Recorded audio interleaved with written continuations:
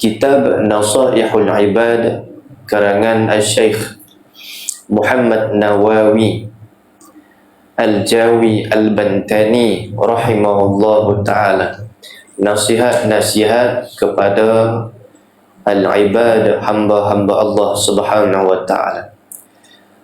InsyaAllah sambungan kita pada muka surat yang ke-17. Qala al-muallifu rahimahullahu ta'ala wa nafa'ana bi'ulumihi fid daraini amin ya rabbal alamin. Telah berkata oleh pengarang kitab, wa man asbaha ay dakhala fi sabahi li umuri dunya hazinan faqad asbaha saqitan 'ala Allah. Wa man asbaha, dan barang siapa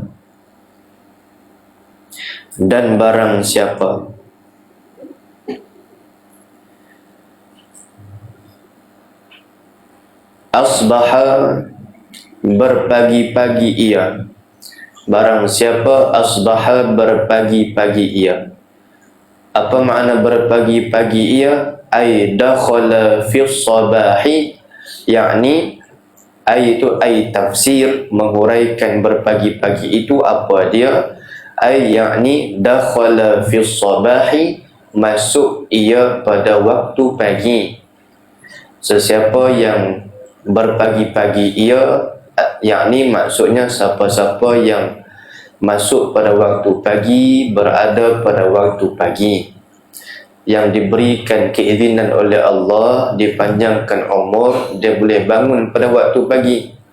Siapa-siapa yang berada pada waktu pagi, dia bangkit daripada tidurnya, dia bangun pada waktu pagi itu, dia masuk pada waktu pagi itu li umuri dunia, kerana urusan dunia. Dia bangkit tidur, masuk pada waktu pagi li umuri dunia, kerana urusan dunia. Hazinan, bangun pagi dalam urusan dunia dia, kerana urusan dunia ini itu hazinan, dalam keadaan hazin, bersedih ataupun duka cita. Maksudnya dia berpagi-pagi, masuk pada waktu pagi, dia bersedih kerana urusan dunia. Sedihnya mungkin kerana kehilangan harta benda, sedihnya mungkin kerana gagal di dalam perniagaannya, sedihnya duka cita mungkin kerana kesakitannya, sedihnya mungkin kerana kehilangan sesuatu benda yang dia cintai di dalam kehidupannya. Tak kiralah apa benda sahaja, tetapi perkara tersebut adalah perkara yang berkenaan dengan keduniaan. Subhanallah, kata Nabi SAW, siapa-siapa yang berada pada waktu pagi dengan urusan dunianya itu, ataupun kerana urusan dunia dia bersedih, faqad asbaha, maka sesungguhnya berpagi-pagi ia, telah berpagi-pagi ia, sakhitan, dalam keadaan marah ataupun tidak redha. Maksudnya dia berpagi-pagi dalam keadaan dia tak puas hati. Alallahi, di atas Allah, yakni terhadap Allah subhanahu wa ta'ala. Barang siapa yang berada pada waktu pagi, kemudian hatinya penuh dengan duka cita, kesedihan, kebimbangan, dan juga tidak redha kerana urusan dunia yang menimpa kepada dirinya, maka sebenarnya dia berada dalam keadaan tak redha terhadap ketentuan Allah subhanahu wa ta'ala. Subhanallah, dia duka cita dengan urusan dunianya. Orang tersebut sebenarnya dia tidak redha dengan ketetapan Allah subhanahu wa ta'ala, ketentuan Allah subhanahu wa ta'ala. Wal ma'na man hazina ala umuri dunya faqad ghadiba ala Allah. Maksudnya kata ulama, dan makna yang kata kerana urusan dunia dalam keadaan sedih dia, maka sesungguhnya dia telah berpagi-pagi dalam keadaan dia marah, tak redha kepada Allah Subhanahu Wa Taala.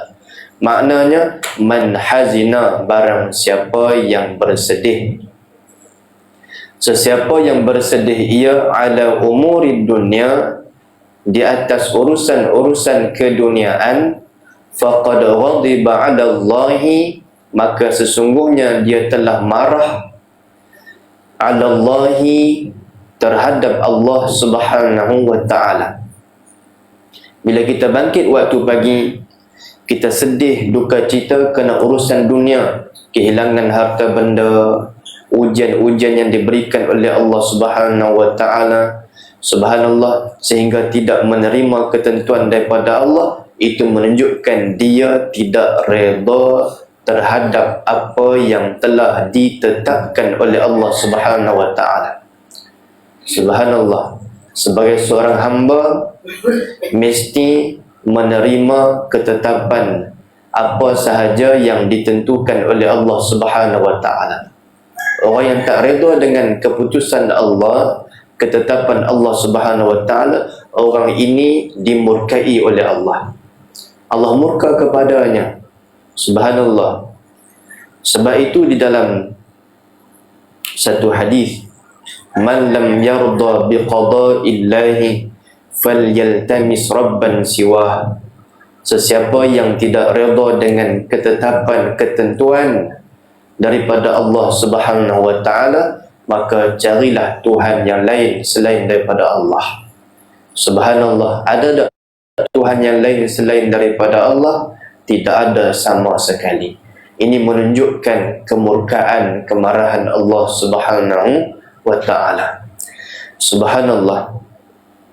Tapi bukan juga bermakna setiap kali kita sedih ataupun kita berasa duka cita kerana masalah kehidupan kita ini, terus bermakna kita tak redha, kita marah kepada Allah Subhanahu wa taala. Ini tentang hati. Kerana sedih itu sifat manusia.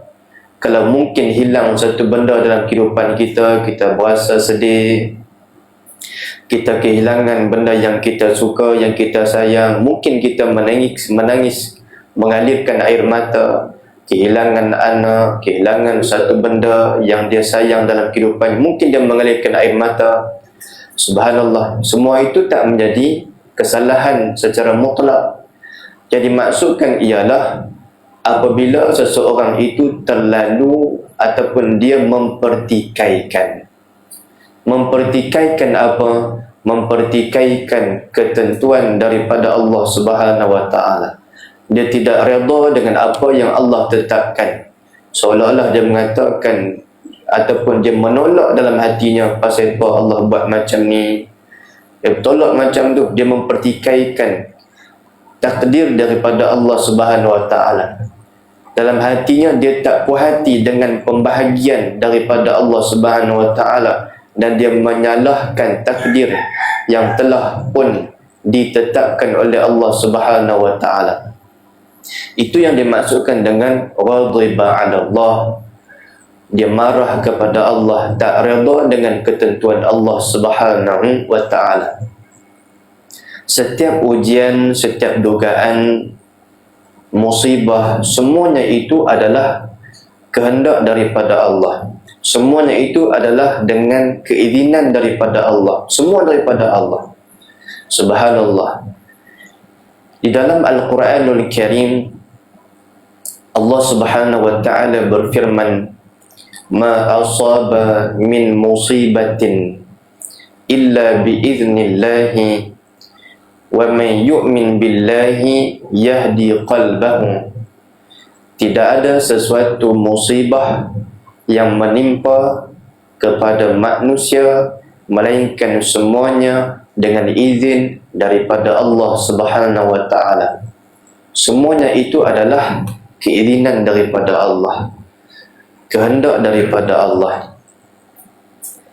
Tetapi dan barang siapa yang beriman kepada Allah, dia percaya sungguh keimanannya yang kukuh kepada Allah dengan apa yang telah pun ditetapkan, ditentukan, ditakdirkan oleh Allah Subhanahu wa taala, maka Allah Subhanahu wa taala akan memberi petunjuk kepada hatinya, yahdi qalbah, akan menuntun hatinya, membuatkan hatinya itu tabah, sabar, dan akan mempermudahkan segala urusannya.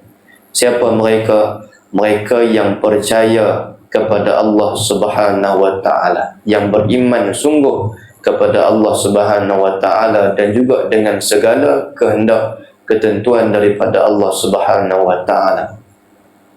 Maknanya kalau kita diuji dengan masalah keduniaan, boleh kita bersedih, mengalirkan air mata, tetapi jangan sampai hati kita itu melawan kehendak dan ketentuan daripada Allah Subhanahu wa taala.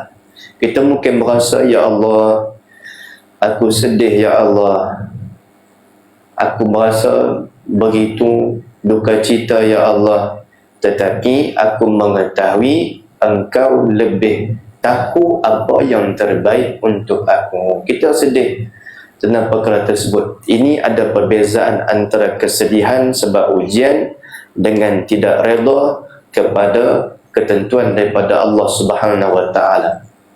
Orang beriman bukan tak boleh menangis langsung, tak boleh mengalirkan air mata, boleh menangis, mengalirkan air mata, tetapi hati dia redha kepada Allah dan serahkan semua urusan itu kepada Allah Subhanahu wa taala. Kerana dunia ini memang darul bala. Ad-dunya darul bala, dunia memang tempat ujian. Subhanallah. Apa yang penting bukanlah kita ini tak pernah mengalirkan air mata, tak pernah kita bersedih, tetapi bila mana ujian datang, kesedihan itu datang kepada kita, kita kembali kepada Allah, hati kita berserah kepada Allah, hati kita tertumpu kepada Allah, hati kita berharap kepada Allah Subhanahu wa taala. Sebab sedih itu sifat manusia. Nabi Yaqub alaihi salam sendiri bersedih. Nak cerita tentang sedih, Nabi sendiri bersedih. Nabi Yaqub, Nabi kita Muhammad sallallahu alaihi wasallam sendiri bersedih, mengalirkan air mata kehilangan anak beliau yang tercinta. Nabi Yaqub alaihi salam menangis kerana kehilangan Nabi Yusuf alaihi salam.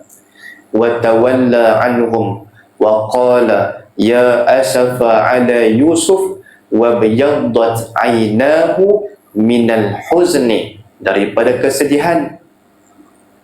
Itu disebutkan tadi, bukan tak boleh sedih, bukan tak boleh mengalirkan air mata, tapi hati itu dia redha dan juga dia terima terhadap apa yang ditetapkan oleh Allah. Nabi Yaqub alaihi salam wa tawalla, dia berpaling daripada mereka sambil mengatakan, alangkah sedihnya aku terhadap Yusuf. Beliau kehilangan Nabi Yusuf alaihi salam dan kedua-dua mata Nabi Yaqub alaihi salam menjadi putih. Sebab apa? Sebab kerana sedih kehilangan anaknya. Subhanallah. Jadi maknanya menangis dan sedih bukan makna dalil semata-mata kita tak redha kepada Allah, kita marah kepada Allah Subhanahu wa taala. Yang menjadi masalahnya kita mempertikaikan apa yang ditetapkan oleh Allah. Pasal apa Allah buat macam ni? Tak boleh terima Allah tentukan aku macam ni. Sebab orang lain semua nampak senang, aku je susah, aku payah, macam-macam ujian. Ada orang mempertikaikan ketentuan kehendak daripada Allah. Ini yang bahaya pada akidah pegangan kita. Orang lain semua berjaya, semua senang, tapi aku macam-macam Allah bagi. Subhanallah. Ada orang macam ni. Sehingga kan ujian tersebut, kalau orang tak kuat pegangan dan juga kepercayaannya, dia semakin menjauhkan diri kepada Allah. Buat apa lagi nak buat baik? Ada orang sampai macam tu. Buat apa lagi nak buat itu, nak buat baik, nak ikut aku, apa yang aku minta semua tak dapat belaka. Ada orang macam tu. Na'udzubillah min zalik. Subhanallah. Itu tahap bahaya pada akidah pegangan kita. Sebab apa saya boleh kata macam tu? Sebab ada orang memang cerita sungguh. Dia apa nama, dia message di media sosial personal, cerita macam ni. Dia buat semua, dia jaga semua, dia semayang, dia jaga, dan juga dia puasa, dia buat segala amal yang baik, tapi apa yang dia nak dia tak dapat. Dia mempertikaikan. Subhanallah. Seolah-olah dia tak terima perkara tersebut. Dia memberontak dengan apa yang ditetapkan oleh Allah Subhanahu Wa Taala. Subhanallah. Itu ada juga orang yang macam tu. Kalau tak ada pengajian sungguh, pegangan yang sebenar, itu bahaya. Subhanallah. Kerana dia rasa dengan benda tersebut, tanda apa? Tanda Allah tak suka kepada dia. Bukan ujian ke, cabaran, dugaan ke, kepayahan. Itulah bukti ataupun bahasa cinta dan kasih sayang daripada Allah. Bahasa cinta Allah, kasih sayang daripada Allah. Allah bagi ujian, dugaan kepada hamba-Nya. Tanda Allah sayang sebenarnya. Berbeza dengan bahasa cinta daripada manusia. Bahasa cinta sayang daripada manusia, dia bagi benda yang semua menyenangkan hati kita, menyeronokkan kita. Tapi bahasa cinta daripada Allah, Allah bagi kepayahan, kesusahan kepada hamba tersebut. Subhanallah. Boleh kita nak sedih, nak mengalirkan air mata, tapi ingat, jangan sampai mempertikaikan, jangan sampai memprotes, memberontak apa yang ditetapkan, ditentukan oleh Allah Subhanahu Wa Taala. Macam mana pun tak boleh kita berputus asa kepada Allah Subhanahu Wa Taala. Wala tayasu min rauhillah. Jangan kamu berputus asa daripada rahmat Allah Subhanahu Wa Taala. Sedih boleh, mengalirkan air mata boleh. Subhanallah. Nak berdoa kepada Allah, menitiskan air mata, merayu boleh, tapi jangan sampai kehilangan keredaan, dan juga jangan putus harap kepada Allah Subhanahu Wa Taala. Biar air mata kita yang jatuh, jangan iman kita itu yang jatuh. Iman tetap kita percaya kepada Allah Subhanahu Wa Taala. Subhanallah. Maka siapa-siapa yang masuk pada waktu pagi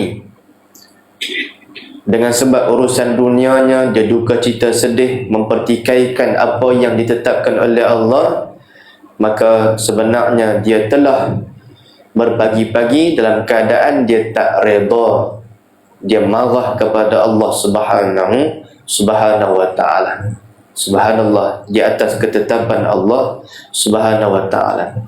Sebab apa dia marah kepada Allah Subhanahu Wa Taala, menjadikan dia tak redha kepada Allah? Li'annahu, yang kata marah, faqad ghadiba 'ala Allah tadi, li'annahu, kerana sesungguhnya orang tersebut lam yarda, tidak redha ia, biqada'illahi, dengan ketentuan ketetapan Allah.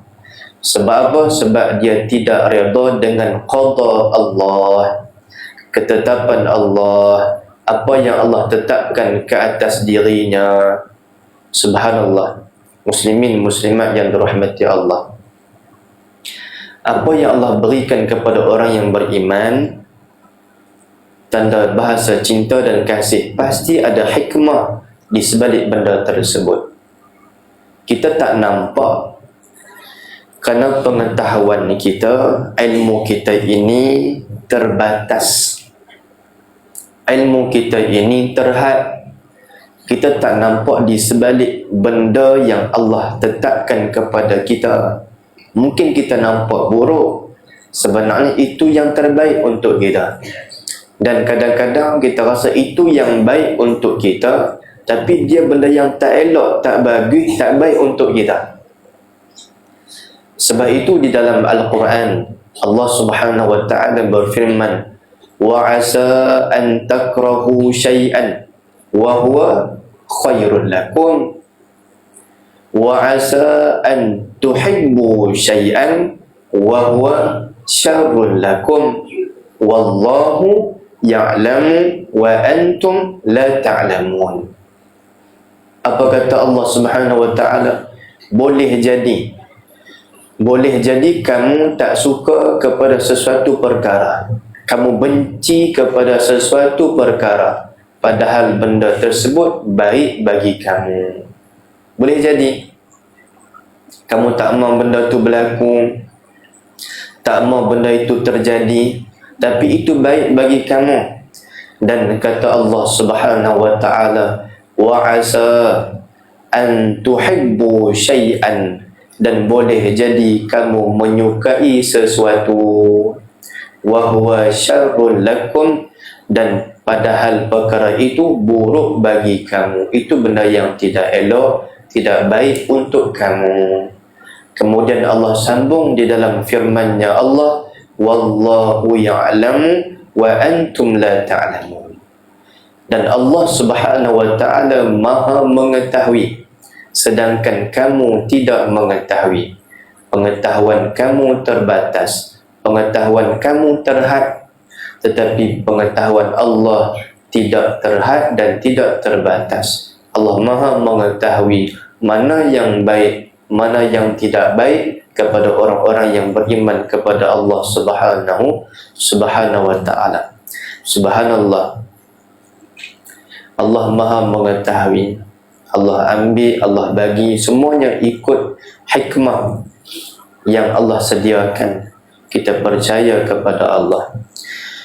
Subhanallah. Sebab apa dia marah kepada Allah? Dia menjadi orang yang marah kepada Allah. Bolehkah kita marah kepada Allah? Siapa kita nak marah kepada Tuhan yang menjadikan kita, yang memberikan segala-galanya, yang menyusun, mengatur seluruh alam ini dan seluruh kehidupan kita. Subhanallah. Walam yasbir ala balaihi walam yasbir, dan tidak sabar ia orang tersebut ala balaihi, di atas ujiannya, balanya, yakni bala daripada Allah Subhanahu wa taala. Dia tak mampu nak menahan ataupun tidak mampu nak bersabar ketika mana diberikan ujian oleh Allah Subhanahu wa taala. Ad-dunya darul bala, dunia itu memang tempat negeri ujian. Macam-macam ujian kita ini, Allah bagi ujian, jenisnya tidak sama. Tak sama jenis ujian. Ada orang diuji dengan kesihatan, macam-macam jenis ujian, tak sama. Ada orang diuji dengan keuangan, ada orang diuji dengan kekeluargaan, ada orang diuji dengan kehilangan, ada orang diuji dengan kejayaan, ada orang diuji dengan kemiskinan, ada orang diuji dengan kekayaan. Subhanallah. Sebab itu jangan kita kata kalau kita kaya, kita senang, kita tidak ada masalah apa-apa. Belum tentu. Kaya itu pun ujian, miskin itu pun ujian, sihat itu pun ujian. Jangan kita sangka sihat tak ada apa masalah ataupun tak ada apa-apa ujian, apa tidak. Dalam sihat itu sebenarnya ujian. Subhanallah. Dan kesakitan itu pun ujian. Apa yang paling penting, macam mana kita melalui dan kita menghadapi ujian-ujian yang diberikan oleh Allah Subhanahu wa taala. Semuanya adalah ujian. Dan di dalam ujian ada nikmat kalau dia balik kepada Allah Subhanahu wa taala. Dalam nikmat ada ujian kalau dia semakin jauh daripada Allah Subhanahu wa taala. Subhanallah, semua ada ujian masing-masing. Tapi kalau orang yang sabar, yang dapat menahan dirinya, maka apa kata Allah di dalam Al-Quranul Karim? Wa basyiris sabirin. Berilah kabar gembira kepada orang-orang yang sabar. Alladzina idza asabathum musibah qalu inna lillahi wa inna ilaihi raji'un. Khabarkan, berilah kabar yang menggembirakan kepada orang-orang yang sabar. Orang yang sabar, orang-orang yang apabila ditimpa ujian musibah daripada Allah, mereka mengatakan inna lillahi wa inna ilaihi raji'un. Sesungguhnya kami milik Allah dan kepada Allah kami kembali. Subhanallah. Semua masalah kami daripada Allah dan kepada Allah akan dikembalikan. Semua daripada Allah. Allah bagi, Allah boleh tarik balik semuanya. Semua daripada Allah Subhanahu wa ta'ala. Orang yang sabar bukan orang yang tak mengalirkan air mata, bukan orang yang tak menangis. Orang yang sabar ialah orang yang ketika menangis dia mengalirkan air mata, dan betapa pedihnya, sakitnya hati dia pada waktu tersebut, dia dalam keadaan sedar, dia mengingatkan bahawasanya dirinya milik Allah. Semua masalah itu daripada Allah, dan urusannya, kehidupannya, segala-galanya kembali kepada Allah Subhanahu wa ta'ala. Subhanallah. Walam yu'min biqadarihi, dan tidak beriman ia, tidak percaya ia, biqadarihi, dengan takdirnya, takdir Allah Subhanahu wa ta'ala. Tidak benar-benar menerima dan percaya. Itu orang yang marah kepada Allah. Dia tak terima dan tak percaya bahawa apa yang berlaku di dalam kehidupannya berada di bawah qadar dan ketentuan daripada Allah Subhanahu wa ta'ala. Iman kepada takdir apa yang ditetapkan oleh Allah Subhanahu wa ta'ala itu kan termasuk dalam rukun iman, sama ada baik ataupun buruk. Semuanya daripada Allah Subhanahu wa ta'ala. Subhanallah. Beriman kepada ketentuan, tetapi bukan bermaksud kita tidak berusaha, berdiam diri, tidak berikhtiar dan seumpamanya. Kita tetap usaha kerana kita tidak mengetahui takdir yang akan datang. Kita tahu takdir kita, apa yang ditetapkan itu, ketentuan itu, kadar itu selepas kita melalui perkara tersebut. Subhanallah. Maka kita disuruh untuk berusaha, berikhtiar, tetap berusaha. Kalau sakit, bukan hanya kita biarkan ataupun kita tak buat apa-apa. Kita usaha ikhtiar, berubat. Kalau kita diberi kesulitan, cari jalan untuk melepaskan daripada kebuntuan tersebut dan seumpamanya. Kalau ada masalah, usaha cari jalan penyelesaian. Subhanallah. Tapi selepas kita usaha ikhtiar, hati ini senantiasa bergantung, bersandar kepada Allah Subhanahu wa ta'ala. Usaha ikhtiar pada zahir anggota, tawakal pada hati. Bergantung kepada Allah pada hati. Berserah kepada Allah pada hati. Itu pada hati. Pada zahir tetap dia usaha, tetap dia ikhtiar juga. Subhanallah. Lianna kullama waqa'a fid dunya fahuwa biqada'illahi ta'ala wa qadarihi. Lianna, kerana bahawasanya, kullama, setiap apa yang waqa'a telah berlaku fid dunya, pada dunia, fahuwa, maka iaitu perkara yang berlaku itu biqada'illahi, dengan ketetapan Allah. Semua yang berlaku kehidupan kita di dunia ini semuanya itu adalah biqada'illahi. Itu kena ingat betul-betul. Semuanya ini biqada'illahi. Setiap perjalanan kita semuanya di bawah ketetapan Allah Subhanahu wa taala wa qadarihi, dan takdirnya, takdir Allah Subhanahu wa taala. Apa benda, semua perkara yang berlaku kepada kita di dunia ini, daripada dulu sampai sekarang sampai akan datang, subhanallah, semua itu diatur oleh Allah Subhanahu wa taala. Sebab itu orang yang beriman, bila dia balik kepada asas ini, dasar ini, keimanan kepada ketetapan dan takdir daripada Allah Subhanahu wa taala, maka dia tidak mengeluh. Sebab apa buat aku macam ni, ya Allah? Kenapa engkau susunkan perjalanan hidup ini kepada aku? Susahnya, payahnya ujian, macam-macam benda aku hadap ni, ya Allah. Dia tak macam tu. Ya, mungkin dia juga ada reaksi pada kehidupannya, mungkin dia juga kadang termenung, tapi hati dia sentiasa ingat kepada ketetapan Allah Subhanahu wa taala.